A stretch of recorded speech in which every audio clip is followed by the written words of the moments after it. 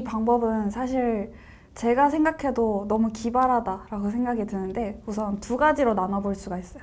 첫 번째는 응용 과목, 수학이나 화학, 물리 같은 과목에 쓸 수 있는 방법이 하나 있고요. 그리고 두 번째는 좀 암기 과목에 쓸 수 있는 방법, 이렇게 두 가지로 나눠서 설명을 드릴게요.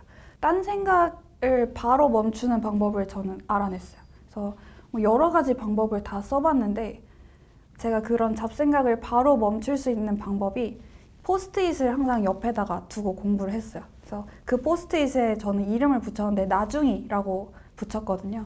그리고 두 번째, 이제 수업 들을 때 조금 더 집중력을 높였던 방법으로는 약간 스스로를 스파이라고 생각했어요. 내가 지금 산업 스파이인데 저 강사님이 하는 수업을 그대로 베껴가지고 딴 데 가서 내가 수업해야지, 이런 마음을 가졌습니다. 안녕하세요. 저는 김예지라고 합니다. 평범했던 제가 좀 시행착오를 많이 겪어서 제가 원하는 대학에 올 수 있었는데 저의 그런 시행착오를 좀 겪었을 때 힘들었던 과거의 나한테 해준다는 말을 찍어본다 라는 느낌으로 지금 채널을 운영하고 있습니다. 이 방법은 사실 제가 생각해도 너무 기발하다라고 생각이 드는데 우선 두 가지로 나눠볼 수가 있어요.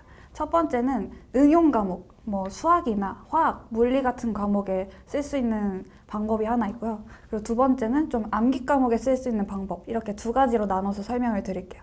첫 번째로 응용 과목을 공부하실 때 아마도 가장 큰 스트레스는 1단원부터 8단원까지 있다고 할 때 1단원은 수업 들을 때는 1단원이 굉장히 쉬워요. 근데 수업도 듣고 문제도 푸니까 대략적으로 감이 잡히거든요. 근데 제가 받았던 스트레스는 이 4, 5단원 단원에 들어갈 때 1, 2단원 애들이 그 감이 다 사라지더라고요. 그래서 이거는 재수생이나 아니면 2회독 정도, 이미 1회독을 넘어선 분들한테 추천드리는 방법입니다. 그래서 한번 예시로 1단원부터 8단원까지 있을 때 저는 어떤 식으로 이 감을 잃지 않으려고 했는지 그 방법을 구체적으로 말씀드릴게요. 그래서 이제 2회독 때 내가 문풀 커리에 들어갔다. 그러면 1단원부터 수업이 진행이 될 거예요. 그러면은 저는 수업에 들어가기 전에 10분 전에 항상 이걸 했어요. 1단원이면은 8단원까지 있으면 그 절반을 쪼개가지고 5단원을 10분 동안 문제를 엄청 쉬운 문제를 푸는 거예요. 그러면 5단원에 대해서 감을 계속 살릴 수가 있고 그 다음에 진도가 2단원으로 가요. 그러면 나는 10분 동안 뭘 하냐면 6단원의 문제를 푸는 거죠. 근데 이때 어려운 문제를 풀기보다는 정말 기본 문제, 선생님이 주셨던 예시 문제 이런 것들을 다시 풀면서 감을 살리는 정도로만 했습니다.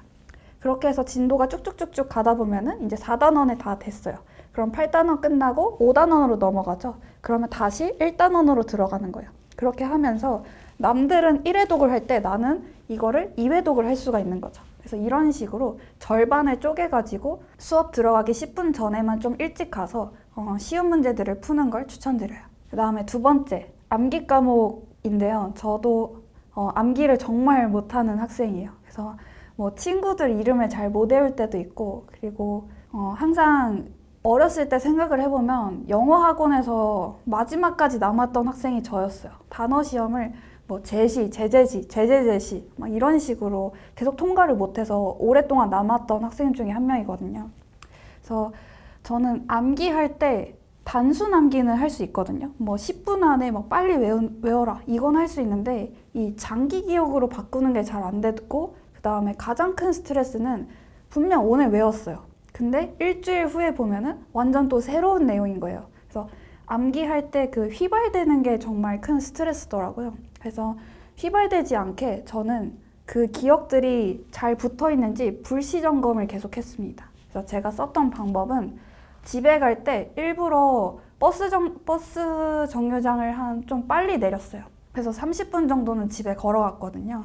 그래서 그때 제가 이어폰을 항상 꽂고 갔는데 사실 노래를 듣진 않았고 그냥 계속 중얼중얼 거렸습니다. 근데 그냥 갑자기 밤길에 어떤 여자애가 아무것도 없이 중얼중얼 거리면 좀 이상하게 보일 수 있으니까 그래서 이어폰을 꽂고 전화하는 척 이렇게 스스로한테 수업을 하듯이 갔는데요. 그래서 그때 제가 썼던 방법은 예를 들어 제가 PD님을 보고 있어요. 그러면은 그 PD님의 눈에 대해서 한번 떠올리는 거죠. 저는 암기 과목에서 가장 큰 스트레스가 생명과학이었거든요. 그래서 그러면 내가 오늘 눈에 대해서 한번 쭉 따라가 보자 하면서 지금 내가 빛이라면은 뭐 각막 통과했고 수정체 가고 그다음에 뭐 지금 망막에 도착했겠네 뭐 이런 식으로 그냥 내가 엄청 작은 입자가 돼가지고 그 안에 들어간다고 생각을 했어요. 그런 식으로 좀 공부를 하는 게 아니고 약간 놀이를 한다듯이 약간 기억들이 잘 있는지 불시 점검을 했고요. 그래서 그런 식으로 했고 그다음에 뭐 물리를 떠올린다? 그러면 회전문을 돌릴 때 내가 괜히 문을 이렇게 2번 돌렸거든요. 그래서 여기 축이 있으면은 가장 멀리 있는데 손잡이를 잡고 밀어보고 그다음에 가까이 있는 데를 한번 밀어보는 거죠. 그러면은 가까이 밀 때 더 큰 힘을 줘야 되거든요. 그래서 이게 왜 그러는 거지? 하면서 이제 돌림 힘의 공식을 떠올려보고 이런 식으로 일상하고 그다음에 내가 배운 거를 좀 접목시켜가지고 공부인 듯 아닌 듯 이런 식으로 불시 점검을 하면서 공부를 했습니다. 그래서 사실 암기 과목은 저도 계속 쓰면서 뭔가 책상에 앉아서 달달 외워야 된다고 생각을 했는데 그냥 서서 계속 머리가 돌아가는 것만으로도 암기가 잘 되더라고요. 이것도 이제 2가지로 나눠볼 수 있는데 저는 자습할 때도 집중력이 좀 안 좋았고 수업 들을 때도 좀 딴 생각을 많이 했거든요. 그래서 우선 자습할 때 딴 생각을 바로 멈추는 방법을 저는 알아냈어요. 그래서 뭐 여러 가지 방법을 다 써봤는데 공부를 하다가 정말 딴 생각을 많이 한 게 뭐 갑자기 이 상황이 다 막 트루먼 쇼면 어떡하지? 뭐 지금 여기 불 나면 어디로 뛰어나가지? 이런 쓸데없는 생각 굉장히 많이 했거든요. 그래서 그때 제가 그런 잡생각을 바로 멈출 수 있는 방법이 이 포스트잇을 항상 옆에다가 두고 공부를 했어요. 그래서 그 포스트잇에 저는 이름을 붙였는데 나중이라고 붙였거든요. 그래서 아예 그냥 공부를 시작할 때 옆에다가 나중이 이렇게 써놓고 그 다음에 공부를 해요. 공부를 하다가 뭐 잡생각이 들었어요. 예를 들어서 지금 저 쓰고 있는 카메라 뭐지? 당장 찾아보고 싶잖아요. 그러면은 그걸 포스트잇에 적는 거죠. 나중에 미루는 거예요.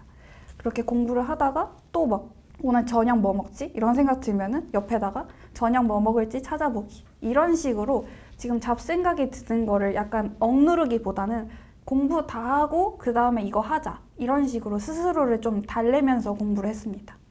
그래서 혼자 공부할 때 잡생각이 드시는 분들한테는 포스트잇에다가 한번 잡생각을 나중으로 미루는 그런 방법을 추천드려요.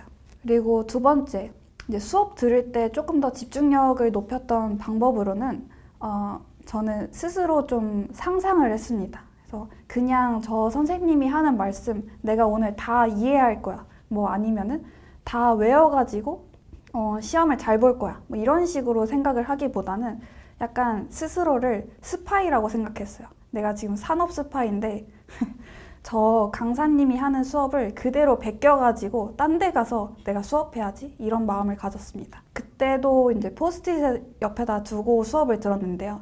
강사님이 하시는 그 수업들은 보통 굉장히 구조화가 잘 되어 있어요. 그래서 뭔가 대주제, 그 다음에 소주제 이렇게 여러 가지들이 있고 그 안에서 각각 강조하시는 포인트들이 좀 있거든요. 그래서 그것들을 좀 해체하면서 들었어요. 그래서 오늘 뭐 수업의 대주제가 뭐다 이렇게 보통 처음에 말씀하시면은 그걸 옆에다 적고 그 다음에 첫 번째, 두 번째, 세 번째, 네 번째 이렇게 소주제를 쭉 적고 그다음에 옆에다가 뭐 시험에 나오는 포인트 아니면 뭐 이거는 까먹지 마라 하고 말씀하시는 그 포인트 그런 것들을 적으면서 내가 이거 끝나고 그대로 베껴서 수업한다 이렇게 생각을 하면서 들으니까 좀 집중이 잘 되더라고요. 이 영상 아마 암기가 좀 고민이신 분들이 많이 보고 계실 것 같은데요. 사실 우리가 짧게 외우는 거, 단기 기억하는 거는 아마 어렵지 않으실 거예요. 근데 그게 일주일이 지나도, 한 달이 지나도 이걸 시험장에 가서 내가 출력을 할 수 있는지 그게 아마 가장 큰 고민이실 텐데요. 그래서 저도 이런 고민을 많이 했던 것 같아요. 그럼 내가 단기 기억은 오케이야. 그럼 이거를 어떻게 장기 기억으로 바꾸지? 이게 좀 궁금하더라고요. 기억이라고 하는 거는 뭔가 추상적이잖아요. 도대체 기억이 뭐지? 하면서 찾아봤어요. 그때 캠벨이라고 하는 이제 생명과학 전공서를 막 보면서 도대체 기억이 뭔지 찾아보니까 가볍게 말씀드리자면은 우리가 장기 기억이 될 때 뭐 A는 B다. 뭐 예를 들어서 이윤규 변호사님 하면 뭐 구독이다. 이런 걸 하나 외운다고 해볼게요. 그러면은 그게 이제 장기 기억이 될 때 신경세포가 서로 연결이 된다라고 하더라고요. 수용체가 실제로 만들어지면서 뭐 NMDA 그리고 암파라는 수용체가 만들어지면서 얘네들의 연결이 점점 강화되는 거예요. 그런 메커니즘을 거쳐서 이제 장기 기억이 일어나게 되는데 그러면 도대체 어떻게 해야 그 수용체들이 빨리 만들어질 수 있을까? 이게 좀 궁금하더라고요. 그래서 거기 책에서 말하기로는 자극을 여러 번 줘야지 어느 수준의 게이지가 딱 차면서 그 역치를 넘겨서 수용체가 만들어진다라고 하더라고요. 생각을 해보면은 우리가 게이지라고 하는 그 게임에서도 게이지가 나오는데 한 번 자극을 줘요. 그러면 게이지가 찼다가 다시 감소되잖아요. 그리고 다시 줘요. 그럼 다시 또 차오르겠죠. 그러면 생각을 해보면 어차피 이 결승선에 도달하기까지는 여기까지 게이지가 차야 되는데 그러면 내가 이 반복하는 거를 단기간에 줘야겠다라는 생각이 들었어요. 그래서 한번 실험을 해봤죠. 내가 하루에 뭐 4번, 5번, 6번, 7번 이렇게 보면은 그 게이지가 만들어질까? 실제로 해봤더니 저는 그 게이지가 확실히 차더라고요. 그래서 저는 하루에 같은 내용을 6번 정도 반복을 했습니다. 그래서 그 6번을 어떻게 봤는지 간략하게 설명을 드릴게요. 첫 번째는 수업을 듣는 거예요. 그래서 수업을 들을 때는 아까 앞에서 말씀드린 대로 좀 내가 스파이다 생각을 하면서 이제 해체하면서 수업을 들었고요. 그리고 두 번째 이회독은 수업을 들은 그 자리에서 바로 했어요. 그래서 이회독을 할 때는 그 수업 내용을 전체적으로 한번 빠르게 배속을 머릿속에서 돌린다라고 생각을 했습니다. 그래서 1시간 정도 수업을 들었으면은 그걸 리마인드 하는데 5분이 채 안 걸리거든요. 그래서 쭉 하면서 선생님이 여기서 이런 농담을 던지셨지. 그리고 이때 이런 문제를 풀었었는데 내가 이렇게 실수를 했었지. 좀 글로써 기억을 하기보다는 그 상황이 어땠는지를 기억을 하려고 했습니다. 그렇게 해서 2회독을 했고 그러면 3회독은 뭐냐면 이런 빈 종이 같은 거에다가 이걸 칠판이다 생각하고 마인드맵을 그렸어요. 그래서 마인드맵을 좀 어려워하시는 분들이 있을 수 있는데 그냥 머릿속에서 떠오르는 거를 쭉 빠르게 적으시면 됩니다. 그리고 나중에는 이제 익숙해지시다 보면은 자연스럽게 이렇게 카테고리가 묶이게 되는데 처음 연습하실 때는 그냥 대충 휘갈겨 쓰셔도 돼요. 그렇게 해서 3회독, 벌써 수업 끝나고 그냥 10분 만에 3회독을 다 한 거예요. 그리고 4회독은 이제 어떻게 진행되냐면 다시 또 빈 종이를 꺼냈어요. 그래서 그 옆에다가는 좀 예쁘게 글씨를 썼습니다. 그래서 마인드맵을 좀 신경 써서 아까 그렸던 3회독 내용을 다시 떠올리면서 백지로 마인드맵을 그린 거죠. 근데 그렇게 하다 보면은 내가 앞에서 3번이나 떠올렸는데도 기억에서 벌써 휘발된 내용들이 있어요. 그래서 보면은 내용들 중에서 굉장히 쉽게 머릿속에 달라붙는 내용이 있고 그다음에 노력해도 자꾸 튕겨져 나가는 내용들이 있거든요. 그래서 우리는 이 튕겨져 나가는 내용들을 누군지만 찾아내면 됩니다. 그래서 그거를 4회독에서 찾아낼 수가 있는데 쓰다 보면은 이거 기억이 안 나네? 그러면 거기다가 물음표 이렇게 해두고 나머지 내용을 다 써 내려가요. 그리고 아까 그렸던 그 3회독 마인드맵하고 비교를 하면서 내가 이 부분이 지금 튕겨져 나갔구나 하는 부분을 이제 뭐 빨간색이나 파란색으로 표시를 해둡니다. 그게 이제 5회독이에요. 5회독 때는 아까 말한 대로 그 튕겨져 나간 애들만 조금 더 신경을 써가지고 다시 한번 이렇게 눈에다가 넣는 거죠. 그렇게 하면 벌써 5회독은 끝났어요. 그리고 6회독은 언제 하냐면 6회독은 이제 공부 다 끝나고 집에 갈 때 길에서 저는 보통 하는 편이었어요. 그래서 5회독 때 그려뒀던 그 마인드맵을 저는 핸드폰 카메라로 좀 찍어뒀거든요. 찍어두고 그다음에 집에 가면서 6회독을 할 때는 그 마인드맵을 머릿속으로 다시 한번 떠올렸어요. 근데 떠올리다 보면은 아까 튕겨져 나갔던 내용들에서도 또 튕겨져 나간 애들이 있거든요. 그래서 그런 애들은 6회독 때 이제 찾아오는 거죠. 그래서 그거 뭐였지? 예를 들어 아까 뭐 근시, 원시, 원리에 대해서 했었는데 그거 도대체 뭐지? 이런 궁금증이 들어요. 그래서 그때는 바로 보기보다는 계속 떠올리려고 노력을 했어요. 뭐였지 하다가 아까 사진 찍어뒀던 그 마인드맵을 다시 보는 거죠. 그러면서 맞다 이거였지 하면은 갑자기 게이지가 빡 차는 느낌이 들거든요. 그러면서 이제 다 찾아냈다. 찾아낼 애들은 끝났다.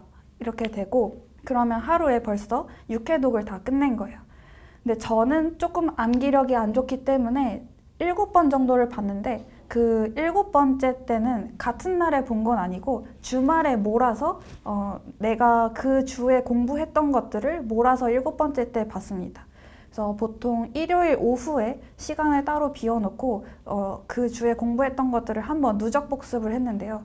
그래서 이때는 전체 내용을 다 보면은 시간이 너무 오래 걸려서 아까 튕겨져 나갔던 애들, 그 중에서도 2번 튕겨져 나갔던 애들을 파란색으로 보통 표시를 해두는데 그 파란색 애들만 다시 보면서 좀 리마인드를 했습니다. 저는 고등학생 때 공부 잘하는 애들을 별로 안 좋아했어요. 쟤는 왜 이렇게 똑똑하지? 공부 조금 하는 것 같은데 왜 이렇게 시험은 잘 보는 거야? 재수없다 이러면서 안 좋아했거든요. 근데 공부 잘하는 애들을 좋아할 필요가 있는 것 같아요. 그리고 걔네들이 하는 그 패턴들이 있어요. 그래서 그 패턴들을 좀 따라해보는 걸 저는 추천드려요. 공부 잘한다고 해서 싫어하기보다는 그 학생들이 푸는 문제집이라든지 아니면 필기법, 그리고 저는 특히 도움을 많이 받았던 거는 수학 문제집을 좀 빌리는 걸 추천드리거든요. 그래서 그 학생들이 푸는 그 알고리즘이 있어요. 문제를 풀 때. 그래서 그것들을 좀 그대로 베껴오는 거를 저는 추천드립니다. 그래서 내가 공부를 지금 당장 처음 시작한다. 혹은 나 내일부터 진짜 공부 한번 제대로 해보고 싶다 라고 했을 때 무작정 1단원에 있는 1장부터 공부를 하기보다는 공부 잘하는 사람들의 패턴을 좀 분석해서 그것들을 먼저 스스로한테 약간 과학 실험 해보듯이 따라해보는 걸 전 추천드려요.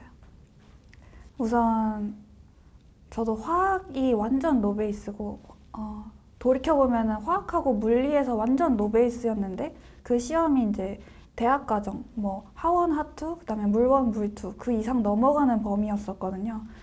그래서 처음 준비를 할 때 그냥 하원부터 바로 시작을 했었어요. 근데 이거부터 잘못이 됐더라고요. 그래서 저는 완전 노베이스였어서 삼수를 할 때는 오히려 중등 완자부터 시작을 했습니다. 그래서 만약에 내가 진짜 처음이다, 공식도 모르겠고 그다음에 정의도 모르겠다라고 하면은 한 3일 정도 시간을 완전히 빼두고 중고등 과정을 완벽하게 좀 소화를 하시는 걸 추천드려요.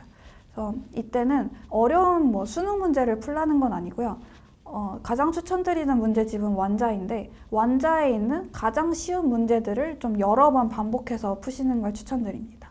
그리고 한 달 정도까지는 계속해서 저는 아침에 일어나자마자 가장 쉬운 문제들을 10분 풀고 그 다음에 공부를 시작했었거든요. 그래서 내가 그 과목을 진짜 한번 부숴버리고 싶다.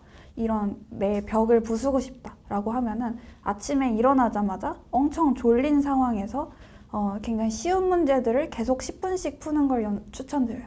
그러면은 이게 내가 무의식 속에서도 갑자기 분자량 계산이 엄청 쉬워지고 단위 환산도 쉬워지게 되거든요. 그래서 이런 식으로 좀 쉬운 문제를 반복해서 푸시는 걸 추천드립니다.